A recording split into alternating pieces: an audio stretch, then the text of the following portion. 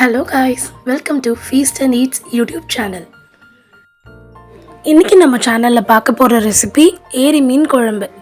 வாங்க இதுக்கு தேவையான இன்கிரிடியன்ட்ஸ் என்னென்னன்னு பார்த்துடலாம். நான் எடுத்திருக்க ஏரி மீனோட பேர் வந்து கெண்டை மீனுன்னு சொல்லுவாங்க. இதை நாங்கள் முன்னவே கட் பண்ணி நல்லா வாஷ் பண்ணி வச்சுருக்கோம். இதோட ஒரு பெரிய எலுமிச்சப்பழ அளவுக்கு புளி எடுத்துக்கோங்க, ஒரு பெரிய பத்த தேங்காய், ஒரு வெங்காயம், அதுக்கப்புறம் ஒரு தக்காளி, அப்புறம் ஒரு கைப்பிடி அளவுக்கு கருவேப்பிலை. இப்போ இந்த மீன் குழம்பு எப்படி செய்யலான்னு பார்த்துடலாமா? வாங்க.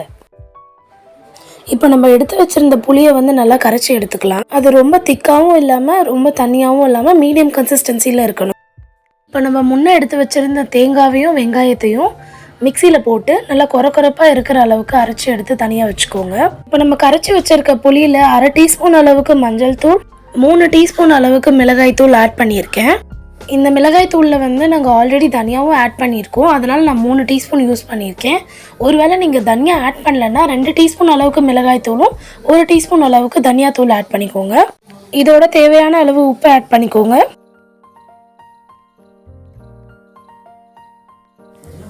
இதோட நம்ம அரைச்சி வச்சுருந்த தேங்காய் வெங்காய பேஸ்ட்டை இது கூட ஆட் பண்ணிக்கோங்க.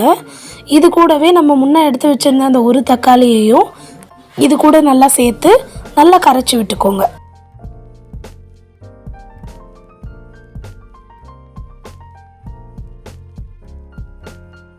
இன்னைக்கு நான் இந்த மீன் குழம்பை மண்பானையில் தான் செய்ய போகிறேன். நார்மல் பாத்திரத்தில் வைக்கிற மீன் குழம்பை விட இந்த மண்பானையில் வைக்கிற மீன் குழம்பு ரொம்ப ருசியாக இருக்கும். இப்போ நான் கேஸ் ஆன் பண்ணிவிட்டு இந்த சட்டியை அடுப்பில் வச்சுக்கிறேன். இந்த சட்டி நல்லா சூடானதும் நான் நல்லா எண்ணெய் விட்டுக்கிறேன். மீன் குழம்புக்கு இந்த எண்ணெய் நல்லா தாராளமாக விடணும். ஸோ நான் ஒரு 6லேருந்து 7 கரண்டி வரைக்கும் எண்ணெய் விட்டுக்கிறேன். எண்ணெய் நல்லா காஞ்சதும் 1 டீஸ்பூன் அளவுக்கு கடுகு ஆட் பண்ணிக்கிறேன். கடுகு நல்லா பொரிஞ்ச பிறகு 2 உளுந்து, 1/2 டீஸ்பூன் அளவுக்கு வெந்தயம் ஆட் பண்ணுறேன். அது நல்லா பொரிஞ்சு வந்ததும் அந்த கைப்பிடி அளவுக்கு இருக்கிற கருவேப்பிலையை அது கூட ஆட் பண்ணிக்கிறேன்.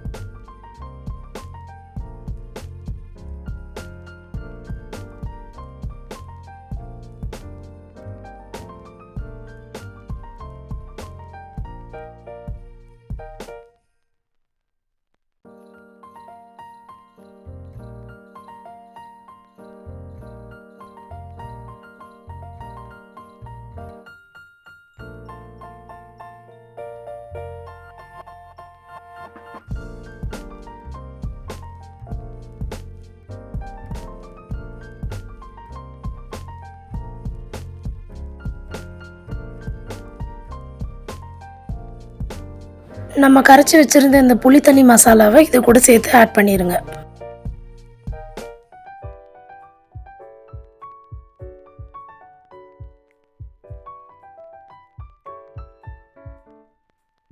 ஸோ இப்போது கேஸை சிம்மில் வச்சு இந்த சட்டியை ஒரு தட்டு போட்டு க்ளோஸ் பண்ணிடுங்க. அப்படியே ஒரு 15 to 20 மினிட்ஸ் வரைக்கும் கொதி வர விடுங்க. அந்த wait time period 15 to 20 minutes கழித்து தட்டு ஓப்பன் பண்ணி சட்டியை பாருங்கள். அது நல்லா கொதிச்சிட்ருக்கு அப்படின்னு உங்களுக்கு தெரிஞ்சதுன்னா இப்போ நம்ம முன்னே எடுத்து வச்சுருந்த ஃபிஷ்ஷை ஒன்றா இது கூட ஆட் பண்ணிடுங்க.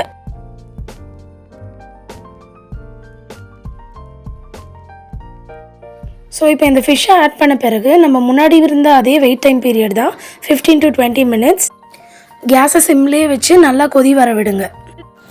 ஸோ இந்த வெயிட் டைம் பீரியட் முடிஞ்ச பிறகு நம்ம முன்னே ஆட் பண்ண ஆயில் இந்த குழம்புலேருந்து தனியாக பிரிஞ்சு வருதுன்னு நம்மளுக்கு தெரியும்.